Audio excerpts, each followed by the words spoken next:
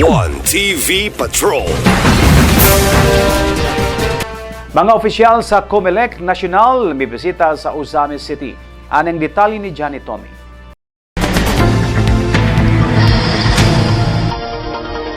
May nitong giwilkam ni Ozamis City Mayor Sam Norman G. Puentes ang delegasyon sa Commission on Elections Central Office nga gipaguluhan ni Comelec Chairman Attorney George Erwin M. Garcia sa pagdangat nini sa dakbayan sa Ozamis anang hapon Mayo 18. Kauban sa chairman ang mga commissioner o pipila ka mga Comelec regional official, provincial officer, gikan sa mga probinsya o rehiyon sa nasud. Sa press conference, apil sa nasigutan ang kumpirmasyon sa Comelec Central Office sa pagtakda sa barangay o iski election sa Nobyembre nining tuiga. Gipaklaro sa chairman nga samtang way balaod nga nagpaoktaba sa BSK election, magpadayon gayud ang ilang pagpangandam og labaw sa tanan, nakalatid gayud kini sa konstitusyon. Tipik og bahin lang ang Ozamis ug Misamis Occidental sa Mindanao nga gibisita sa delegasyon aron aktual nining makita ang kahimtang labi na sa mga probinsya sa nasod nga nailang hotspot matag eleksyon. Sa wala pa midangat ang delegasyon sa Ozamis, gitambungan pa nini ang inaugurasyon sa nangkong bagong building sa Comelec Provincial Office sa Kapitolyo.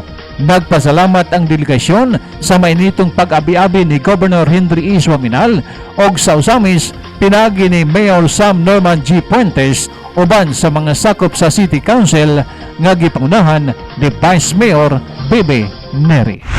Not only in promoting public and civic awareness, but more importantly, your role in ensuring that public trust and confidence in our institution should not be eroded.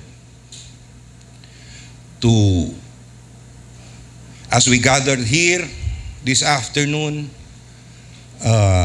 let this occasion be another opportunity for us to foster unity, open communications, and shared responsibility towards upholding the integrity of our electoral process. Salamat tayo sa ating mayor, sa ating vice mayor, sa City Council na napakamulan na sulat mo.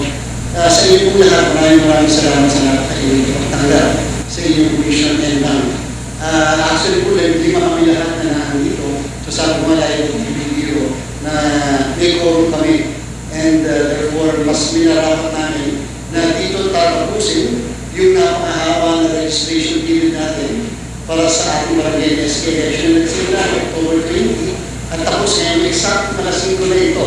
Walang extension. Alang sa One TV Patrol, Johnny Tommy reporting. One TV Patrol.